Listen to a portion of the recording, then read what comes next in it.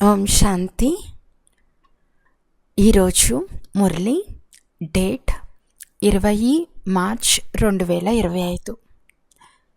బాబా చెప్తున్నారు, మధురమైన పిల్లలు, ఈ పాత ప్రపంచంలో అల్పకాల క్షణభంగుర సుఖముంది. ఇది మీ చేతిలో రాదు. అవినాశి జ్ఞానరత్నాలు మీ చేతిలో వస్తాయి. అందువలన అవినాశి సంపదను జమ చేసుకోండి. ఈరోజు ప్రశ్న: తండ్రి నేర్పించే చదువులో మీకు ఏ విద్య నేర్పించరు? జవాబు: భూత విద్య. ఇతరుల సంకల్పాలను తెలుసుకోవటం ఒక భూత విద్య. ఇక్కడ మీకు ఆ విద్య నేర్పించరు. తండ్రి సంకల్పాలను తెలుసుకునేవారు కాదు. వారు సర్వము తెలిసినవారు, అనగా జ్ఞానసాగర్లు. మీకు ఆత్మీక చదువును చదివించేందుకు తండ్రి వస్తారు. ఈ చదువు ద్వారా మీకు 21 జన్మలకు విశ్వరాజ్యాధికారం లభిస్తుంది. ఓం శాంతి. భారతదేశంలోని భారతవాసులు ఆత్మలు పరమాత్మ చాలా కాలం వేరుగా ఉన్నారని పాట పాడుతూ ఉంటారు. ఆత్మల తండ్రి అయిన పరంపిత పరమాత్మ మనకు రాజయోగం నేర్పిస్తున్నారని పిల్లలైన మీకు తెలుసు. తమ పరిచయంను ఇవ్వటమే కాక సృష్టి ఆది మధ్యాంతాల పరిచయంను కూడా ఇస్తున్నారు. కొంతమంది పక్కా నిశ్చయబుద్ధి గలవారిగా ఉన్నారు. కొంతమంది తక్కువగా అర్థం చేసుకుంటారు. నెంబర్ వారుగా ఉంటారు కదా. జీవాత్మలమైన మనము పరంపిత పరమాత్మ సన్ముఖంలో కూర్చుని ఉన్నామని పిల్లలైన మీకు తెలుసు. ఆత్మలు పరమాత్మ చాలా కాలం వేరుగా ఉన్నారని గానం చేస్తారు. మూలవతనంలో ఆత్మలు ఉన్నప్పుడు వేరుగా ఉండే మాటే లేదు. ఇక్కడికి వచ్చి జీవాత్మలుగా అయినప్పుడు పరమాత్ముడైన తండ్రి నుండి ఆత్మలన్నీ వేరవుతాయి. పరంపిత పరమాత్మ నుండి వేరయ్యి ఇక్కడ పాత్రను అభినయించేందుకు ఆత్మలు వస్తాయి. ఇంతకుముందు అర్థం తెలియకుండా అలాగే పాడేవారు. ఇప్పుడు తండ్రి కూర్చుని అర్థం చేయిస్తున్నారు. పరంపిత పరమాత్మ నుండి వేరై మనం ఇక్కడ పాత్ర అభినయించేందుకు వస్తామని పిల్లలైన మీకు తెలుసు. మొట్టమొదట విడిపోయేది మీరే. అందుకే శివబాబా కూడా మొట్టమొదట మిమ్మల్నే కలుస్తారు. మీ కొరకు తండ్రి రావాల్సి వచ్చింది. కల్పక్రితం కూడా ఈ పిల్లల్నే చదివించారు. వారే స్వర్గానికి యజమానులుగా అయ్యారు. ఆ సమయంలో ఏ ఇతర ఖండమూ లేదు. మనము ఆది సనాతన దేవీ దేవతా ధర్మానికి చెందినవారమని పిల్లలకు తెలుసు. దానిని దైవీ మతము, దైవీ వంశము అని కూడా అంటారు. ప్రతి ఒక్కరికి వారి వారి మతం ఉంటుంది. ధర్మమే శక్తి అని అంటారు. ధర్మంలో శక్తి ఉంటుంది. ఈ లక్ష్మీనారాయణులు ఎంతో శక్తి కలిగిన వారని మీకు తెలుసు. భారతవాసులకు తమ ధర్మం గురించే తెలియదు. భారతదేశంలో వీరి ధర్మమే ఉండేదని ఎవ్వరి బుద్ధిలోనూ లేదు. ఏ ధర్మమో తెలియనందున అధర్మయుక్తంగా అయిపోయారు. మతంలోకి వచ్చినందున మీలో ఎంతో శక్తి ఏర్పడుతుంది. మీరు ఇనుప యుగపు పర్వతంను ఎత్తేసి బంగారు యుగంగా తయారు చేస్తారు. భారతదేశంను బంగారు పర్వతంగా చేసేస్తారు. అక్కడ గనుల్లో అపారమైన బంగారం నిండి ఉంటుంది. బంగారం పర్వతాలు ఉంటాయి. అవి మళ్ళీ తెరుచుకుంటాయి. బంగారును కరిగించి ఇటుకలుగా చేస్తారు. భవనాలు పెద్ద పెద్ద ఇటుకలతోనే తయారు చేస్తారు కదా. మాయా మశ్చంద్రుని డ్రామాలో కూడా చూపిస్తారు కదా. అవన్నీ కథలు. వీటన్నిటి సారం నేను మీకు వినిపిస్తున్నానని తండ్రి చెప్తున్నారు. ధ్యానంలో బంగారు ఇటుకలు చూచినప్పుడు జోలిని నింపుకొని తీసుకెళ్తామని అనుకుంటాడు. ధ్యానం నుండి క్రిందకు రాగానే ఏమీ కనిపించలేదని డ్రామాలో చెప్తారు. అదేవిధంగా మీది కూడా అవుతుంది. దీనిని దివ్య దృష్టి అని అంటారు. ఇందులో ఏ లాభమూ లేదు. నవదా భక్తి చాలా చేస్తారు. ఆ భక్తుల మాల వేరు, ఈ జ్ఞానమాల వేరు. రుద్రమాల మరియు విష్ణుమాల ఉన్నాయి కదా, వారిది భక్తిమాల. ఇప్పుడు మీరు రాజ్య పదవి కొరకు చదువుతున్నారు. ఇప్పుడు మీ బుద్ధి యోగం టీచర్తోనూ రాజ్యంతోనూ జోడింపబడి ఉంది. ఉదాహరణకి కాలేజ్లో చదువునప్పుడు బుద్ధి యోగం టీచర్ జతలో ఉంటుంది కదా. బ్యారిస్టర్ స్వయంగా చదివించి తన సమానంగా చేస్తాడు. ఈ బాబా తాను స్వయంగా రాజుగా అవ్వడు. ఇప్పుడు మీ బుద్ధి యోగము టీచర్తోనూ రాజ్యంతోనూ జోడింపబడి ఉంది. ఉదాహరణకి కాలేజ్లో చదువున్నప్పుడు బుద్ధి యోగం టీచర్ జతలో ఉంటుంది కదా. బ్యారిస్టర్ స్వయంగా చదివించి తన సమానంగా చేస్తాడు. ఈ బాబా తాను స్వయంగా రాజుగా అవ్వడు. ఇక్కడ ఇది ఒక అద్భుతం. మీది ఆత్మిక చదువు. మీ బుద్ధి యోగం శివబాబా చేతలో ఉంది. వారినే జ్ఞానసాగర్లు, నాలెడ్జ్ఫుల్ అని అంటారు. సర్వజ్ఞులు అనగా అందరి మనసులోని విషయాలను కూర్చుని తెలుసుకుంటారని భావించకండి. అక్కడ థాట్ రీడర్లు అని అంటారు. సంకల్పాలను చదువువారు వాటిని వినిపిస్తారు. దానిని భూత విద్య అని అంటారు. ఇక్కడ మనుషులను దేవతలుగా చేసేందుకు తండ్రి చదివిస్తున్నారు.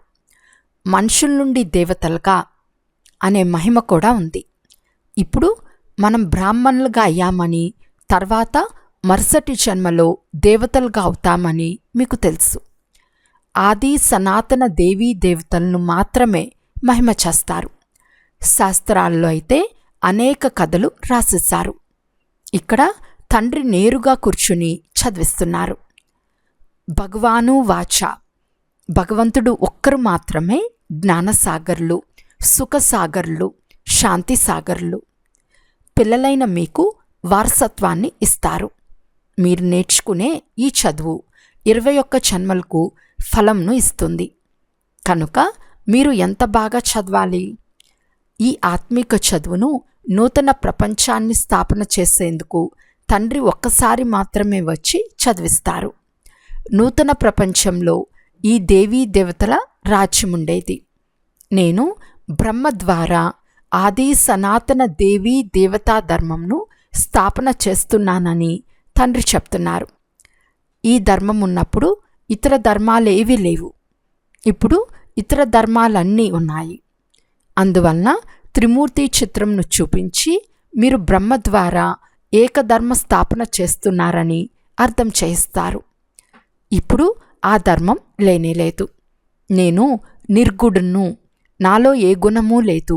మీరు దయచూపమని పాట కూడా పాడతారు. మాలో ఏ గుణమూ లేదని అన్నప్పుడు బుద్ధి గాడ్ ఫాదర్ వైపుకే వెళ్తుంది. వారినే దయాసాగర్లు అని కూడా అంటారు. పిల్లల దుఃఖంలన్నీ సమాప్తం చేసి 100% సుఖంనిచ్చేందుకు తండ్రి వస్తారు. ఎంత దయ చూపిస్తారు?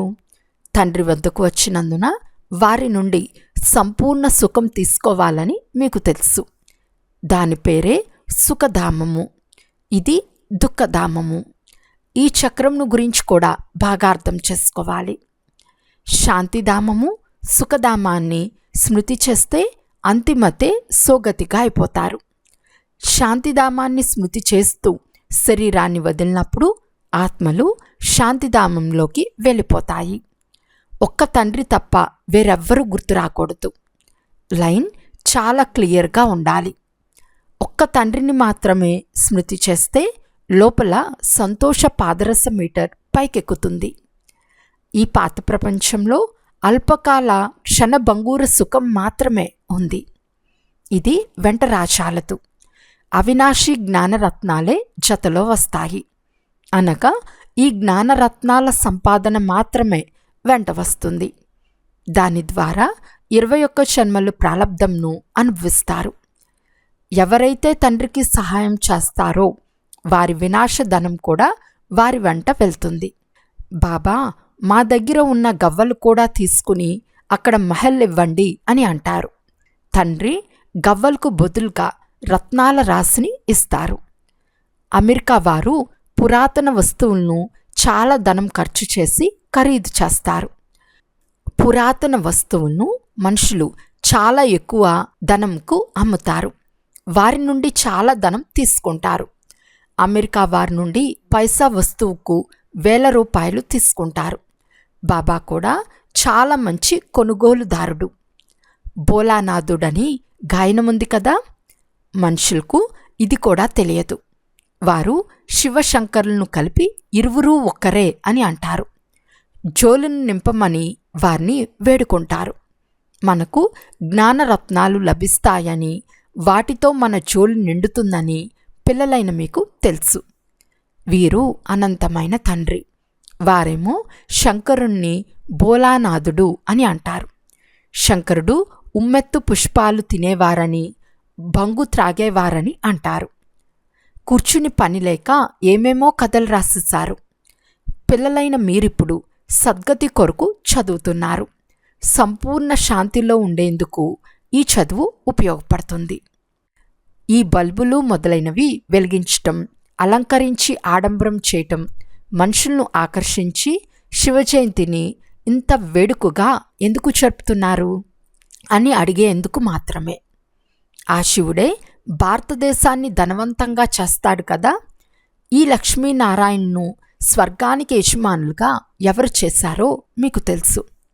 ఈ లక్ష్మీనారాయణులు పూర్వజన్మలో ఎవరిగా ఉండేవారు? గత జన్మలో జగదాంబ జ్ఞానేశ్వరిగా ఉండేది. ఆమె మళ్ళీ రాజరాజేశ్వరిగా తయారవుతుంది. అయితే ఎవరి పదవి గొప్పది? చూచేందుకు ఈమె స్వర్గానికి అధికారి. జగదాంబ ఎవరికి యజమానిగా ఉండేది? ఆమె వద్దకు ఎందుకు వెళ్తారు? బ్రహ్మకు కూడా 100 భుజాలు, 200 భుజాలు, 1000 భుజాలు ఉన్నట్లు చూపిస్తారు కదా. పిల్లలు పెరిగే కొద్దీ భుజాలు కూడా పెరుగుతూ ఉంటాయి. జగదాంబాకు కూడా లక్ష్మీ కంటే ఎక్కువ భుజాలు చూపించారు. వారి వద్దకు వెళ్ళి అన్నీ వేడుకుంటారు. పిల్లలు కావాలని, అది కావాలి, ఇది కావాలి అని చాలా ఆశలతో జగదాంబ వద్దకు వెళ్తారు. లక్ష్మి వద్దకు ఎప్పుడూ ఇన్ని ఆశలతో రారు. ఆమె కేవలం ధనవంతురాలు. జగదాంబ ద్వారా స్వర్గ సామ్రాజ్యం లభిస్తుంది. జగదాంబ నుండి ఏం కోరాలో కూడా ఎవ్వరికీ తెలియదు. ఇది చదువు కదా. జగదాంబ ఏ చదువు చదివిస్తుంది? రాజయోగం. దీన్ని బుద్ధి యోగం అని అంటారు. మిగిలిన అన్ని వైపుల నుండి మీ బుద్ధి యోగంను తొలగించి ఒక్క తండ్రితోనే జోడింపబడుతుంది. బుద్ధి అనేక వైపులకు పరిగెడుతుంది కదా. ఇప్పుడు తండ్రి అంటున్నారు, బుద్ధియోగాన్ని నాతో జోడించండి, లేకుంటే వికర్మలు వినాశనం అవ్వవు. అందుకే బాబా ఫోటో కూడా తీసుకోవద్దు అని అంటారు. ఎందుకంటే ఇది ఇతని శరీరం కదా, అంటే బ్రహ్మబాబాది. తండ్రి స్వయంగా మధ్యవర్తిగా అయి ఇప్పుడు ఆ కంకణాన్ని రద్దు చేయండి అని చెప్తారు. కామచిత్తు నుండి క్రిందకు దిగి జ్ఞానచిత్తుపై కూర్చోండి. కామచిత్తుపై నుండి క్రిందకు దిగండి. స్వయాన్ని ఆత్మగా భావించి తండ్రినైన నన్ను స్మృతి చేస్తే వికర్మలు వినాశనమవుతాయి. ఇతర మనుషులెవ్వరూ ఇలా చెప్పలేదు. మనుషులను భగవంతుడని అనరాదు. ఆ తండ్రి ఒక్కరే పతిత పావనుడని పిల్లలైన మీకు తెలుసు. వారే వచ్చి కామచిత్తుపై నుండి క్రిందకు దించి జ్ఞానచిత్తుపైన కూర్చోపెడతారు. వారు ఆత్మీక తండ్రి. వారు ఇతనిలో కూర్చుని చెప్తున్నారు, మీరంతా ఆత్మలు. ఇతరులకు కూడా ఇదే అర్థం చేయిస్తూ ఉండండి. తండ్రి అంటున్నారు, మన్మనాభవ మన్మనాభవ అని అంటూనే స్మృతి వచ్చేస్తుంది. ఈ పాత ప్రపంచ వినాశనం కూడా ఎదుటే నిలబడి ఉంది. ఇది మహాభారత యుద్ధం అని తండ్రి అర్థం చేస్తున్నారు. ఈ యుద్ధం విదేశాల్లో కూడా జరుగుతుంది. మరి దీనిని మహాభారత యుద్ధమని ఎందుకు అంటారని అడుగుతారు. ఎందుకంటే ఈ యజ్ఞం భారతదేశంలోనే రచింపబడింది. దీని నుండే వినాశజ్వాల ప్రజ్వలించింది. మీ కొరకు నూతన ప్రపంచం కావాలి. కనుక మధురమైన పిల్లలు, ఈ పాత ప్రపంచం తప్పకుండా వినాశనం అవ్వాలి. కనుక ఈ యుద్ధం వేర్లు ఇక్కడి నుండే వెలువడతాయి. ఈ రుద్రజ్ఞాన యజ్ఞం ద్వారా మహాభారీ యుద్ధం వినాశజ్వాల ప్రజ్వలితం అయ్యింది. భలే శాస్త్రాల్లో ఈ విషయాలు రాయబడి ఉన్నాయి. కానీ ఎవరు చెప్పారో వారికి తెలియదు. ఇప్పుడు తండ్రి కొత్త ప్రపంచం కొరకు అర్థం చేయిస్తున్నారు. ఇప్పుడు మీరు రాజ్య పదవిని తీసుకుంటారు. మీరే దేవీ దేవతలుగా అవుతారు. మీ రాజ్యంలో ఇతరులెవ్వరూ ఉండరాదు. అసురి ప్రపంచం వినాశనం అవుతుంది. నిన్న మనం రాజ్యం చేశామని మీ బుద్ధిలో ఉండాలి. తండ్రి మనకు రాజ్యంనిచ్చారు. ఆ తర్వాత మళ్ళీ 84 జన్మలు తీసుకుంటూ వచ్చాము. ఇప్పుడు మళ్ళీ తండ్రి వచ్చి ఉన్నారు. పిల్లలైన మీకు ఈ జ్ఞానమంతా ఉంది కదా. ఈ జ్ఞానం ఆ తండ్రి ఇచ్చిందే. దైవీ ధర్మస్థాపన జరిగినప్పుడు మిగిలిన అసురి ప్రపంచమంతా వినాశనమవుతుంది. తండ్రి కూర్చుని బ్రహ్మ ద్వారా ఈ విషయాలన్నీ అర్థం చేస్తున్నారు.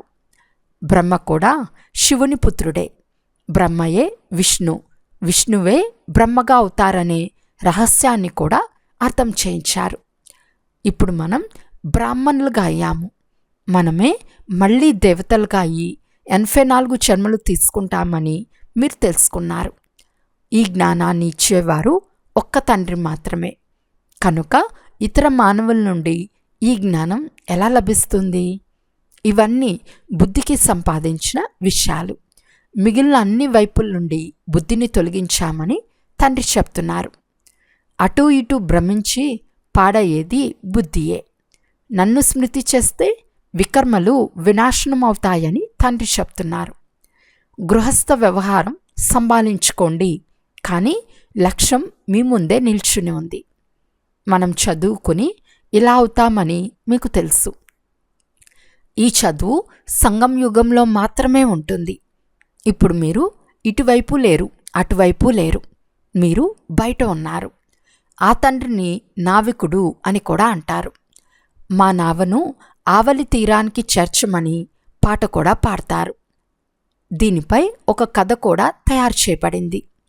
కొంతమంది సాగిపోతారు, కొంతమంది ఆగిపోతారు. తండ్రి చెప్తున్నారు, నేను కూర్చుని ఈ బ్రహ్మ నోటి ద్వారా వినిపిస్తాను. బ్రహ్మ ఎక్కడి నుండి వచ్చాడు? ప్రజాపిత అంటే ప్రజలకు పిత ఇక్కడే ఉండాలి కదా. నేను ఇతన్ని దత్తత చేసుకుంటాను. ఇతనికి పేరు కూడా పెడతాను. మీరు కూడా బ్రహ్మ ముఖవంశావళి బ్రాహ్మణులు. ఇప్పుడు మీరు కలియుగ అంతిమంలో ఉన్నారు. మళ్ళీ అదే సత్యుగం ఆదిలోకి వెళ్తారు. మొట్టమొదట తండ్రి నుండి మీరే వేరయ్యి పాత్రను అభినయించేందుకు ఇక్కడికి వచ్చారు. మనలో కూడా అందరూ అని అనరు కదా. పూర్తిగా 84 జన్మలు ఎవరు తీసుకుంటారో అది కూడా తెలిసిపోతుంది.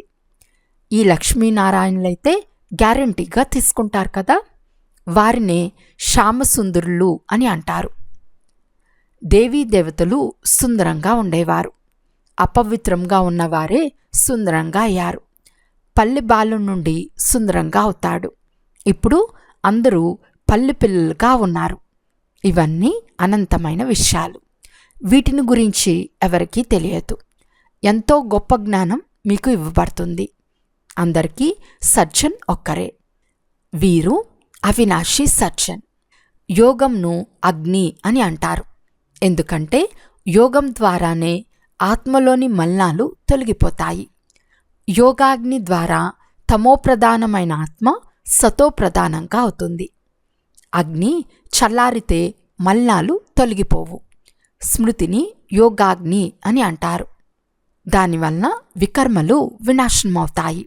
అందుకే మీకు తండ్రి యోగం చేయమని ఎంతగానో అర్థం చేయిస్తూ ఉంటారు. మీరు ధారణ కూడా చేయాలి కదా. మంచిది. మన్మనాభవ.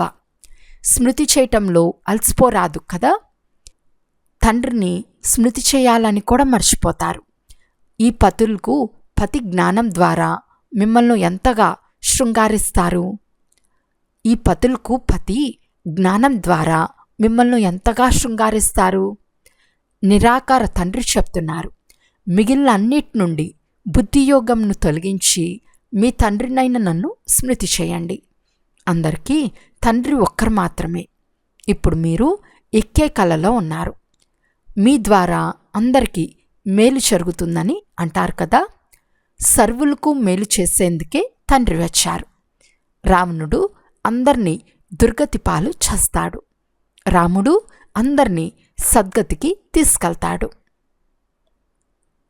అచ్చా, మధురాతి మధురమైన అపురూపమైన పిల్లలకు మాతాపిత బాప్దాదాల ప్రియ స్మృతులు మరియు గుడ్ మార్నింగ్. ఆత్మీక పిల్లలకు ఆత్మీక తండ్రి నమస్తే. ఆత్మిక తండ్రికి ఆత్మిక పిల్లల యొక్క ప్రియ స్మృతులు మరియు నమస్తే నమస్తే నమస్తే. ధారణ కొరకు ముఖ్య సారము. ఫస్ట్ పాయింట్, తండ్రి స్మృతి ద్వారా అపారమైన సుఖాలను అనుభవించేందుకు బుద్ధి లైన్ స్పష్టంగా శుద్ధంగా ఉండాలి.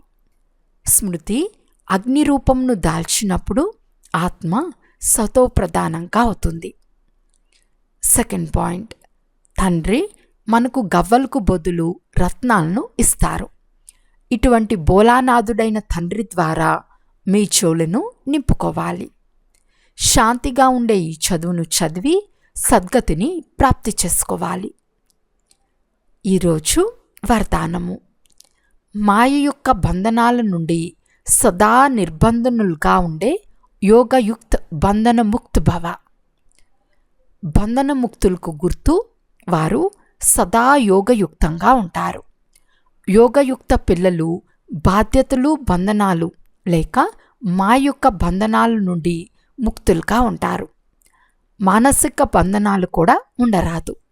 లౌకిక బాధ్యతలైతే ఒక ఆట వంటివి. అందువలన ఆదేశానుసారం ఒక ఆట వలె నవ్వుతూ ఆడితే ఎప్పుడు చిన్న చిన్న విషయాల్లో అలసిపోరు. ఒకవేళ వాటిని బంధనాలుగా భావిస్తే విసిగిపోతారు. ఎందుకు, ఏమిటి అనే ప్రశ్నలు ఉత్పన్నమవుతాయి. కానీ బాధ్యత తండ్రిది. మీరు నిమిత్తంగా ఉన్నారు. ఈ స్మృతి ద్వారా బంధన ముక్తంగా అయితే యోగయుక్తంగా అయిపోతారు. స్లోగన్: చేసి చేయించేవారి స్మృతి ద్వారా భావనను మరియు అభిమానంను సమాప్తం చేయండి. ఈరోజు అవ్యక్త సూచన. సత్యత మరియు సభ్యతారూపీ కల్చర్ను సొంతం చేసుకోండి. అపవిత్రత అంటే కేవలం ఎవరికైనా దుఃఖమివ్వటం లేక పాపకర్మలు చేయటమే కాదు. స్వయంలో సత్యత, స్వచ్ఛతలను విధిపూర్వకంగా అనుభవం చేయటమే పవిత్రత. సత్యం యొక్క నావ మునగదు కానీ కదులుతుంది అనే సామెత ఉంది. అలా సత్యత, నిజాయితీ ఉంటే విశ్వాసం అనే నావ కదులుతుంది కానీ మునగదు. అందువలన సత్యత యొక్క ధైర్యంతో పరమాత్మ ప్రత్యక్షతకు నిమిత్తంగా అవ్వండి. అచ్చా, ఓం శాంతి.